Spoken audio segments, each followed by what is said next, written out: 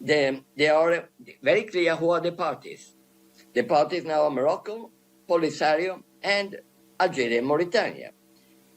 It's very clear that the principle of self-determination is there. There is a clear reference to Moroccan sovereignty, as you know. There is the Charter of the UN being. The Moroccans say it's very pro-Moroccan, and I think the Western Sahara people also feel it's very positive for them. But where's the reality? Thanks. And good afternoon from Brussels. After the adoption of the significant Resolution 2797 last Friday, and having metabolized its various elements, I've come to the conclusion it is time to make a few remarks. And I know some of you have been very curious about it. First, the Resolution 2797 is significant. And it's significant also because it demonstrates a renewed international energy and determination to resolve this conflict of 50 years. We didn't have it before. This has become particularly relevant now, this type of energy. As I've been saying once to member states, the UN Secretariat sometimes is like a sailing boat. It has the experience to reach a safe destination, but to do so, it requires a strong and constant wind, which means a serious engagement by one or more members of the Security Council and beyond. The Resolution 2797 was the result of a very proactive engagement of the pen holder through Dr. Massad Boulos and Ambassador Mike Waltz and other concerned members of the Council, including perhaps, I could say, even those who abstained or did not vote. Everyone was in one form or the other involved. The Resolution 2797, in its very articulated paragraph, does provide, and I stress this word, a framework for negotiations. It does not prescribe an outcome, which will, as always, in order to be sustainable, be the result of negotiations conducted in good faith. Let's remind everyone that engaging in negotiations does not mean automatically to accept the outcome. But the important thing is to be part of them. So where are we today?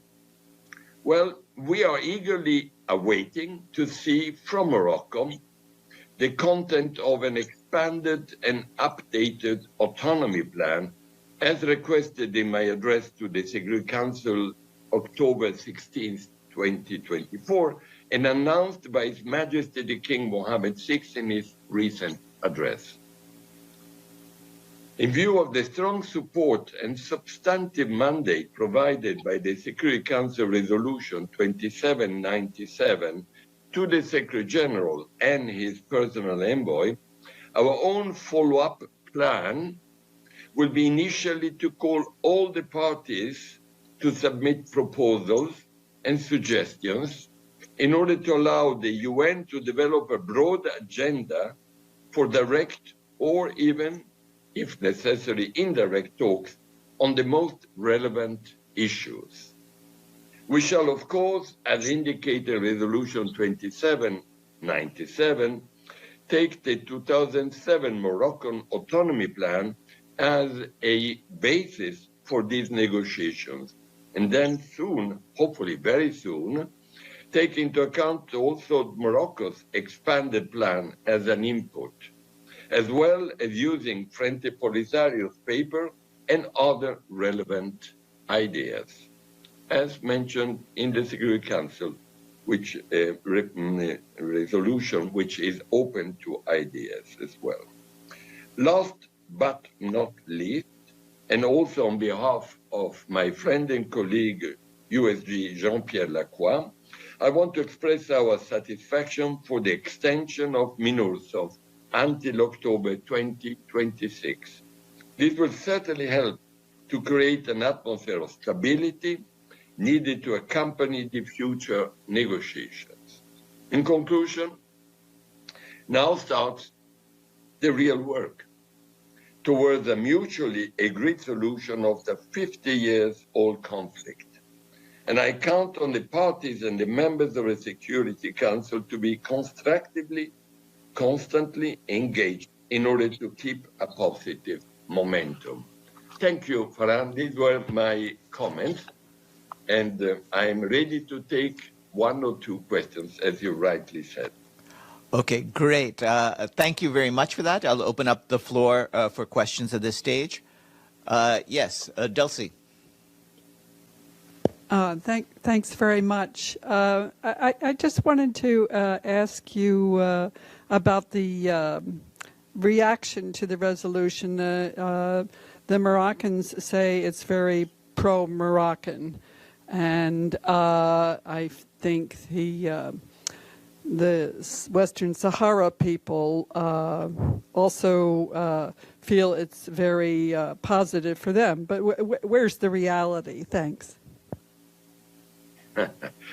Well, I'm surprised you're asking this type of question with your great experience of knowing that resolutions, as you know, is a framework, is a roadmap, is an indication. Now we will be able to tell you, I hope soon, more soon than later, how all this can translate into what we all want, a sustainable, mutually agreed outcome. The atmospherics are in the right direction.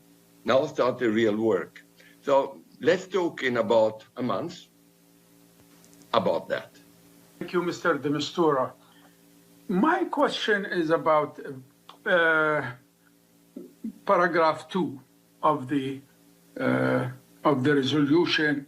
It talks about facilitating the negotiations based on the Moroccan suggestion of self-rule or self-autonomy. That would the aim to reach a just, permanent end to the conflict that agreed by both parties. How could this mixture of the suggestion in Morocco would lead to a permanent, just, and acceptable to both parties resolution?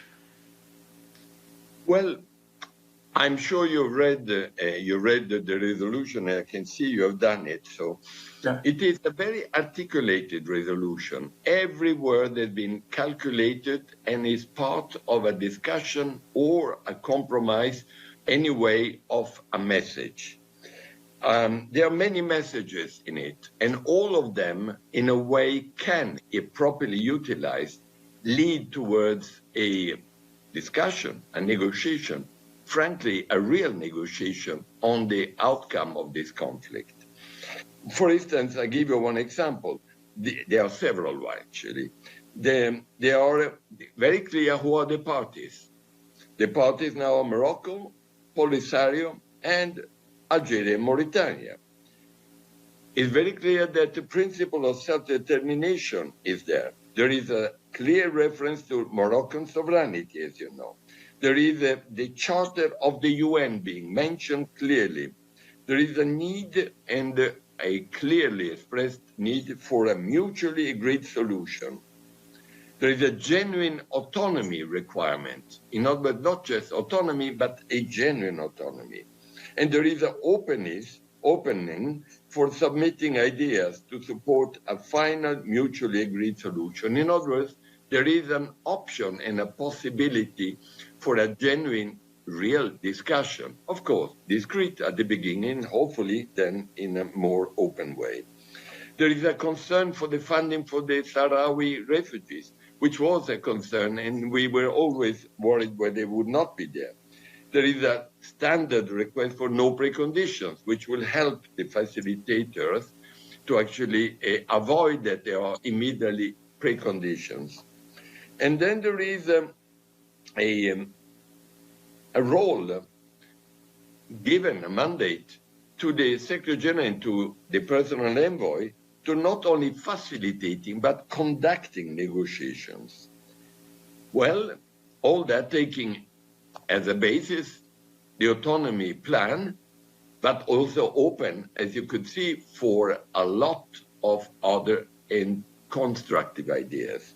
And then there is the renewal of MINURSO. You see how many points are coming together. Each of them is important to one side or the other, and hopefully to both of them if we properly present them. Okay. Do we have time for one last question? Yes, but that should be the last, I'm afraid. Okay. Evelyn. Yes, how do you do, sir? Evelyn Leopold. We've met over many years. Yes. Yes. What? I'm sorry. Did you say something? No. What did you? Is the Polisario happy with this deal? Well, Evelyn, I think you should ask them, frankly. I would not ever paraphrase whatever the position on every party is there. What I do know that we are going to engage them following this resolution. And I hope they will be a part of this engagement. Thank you.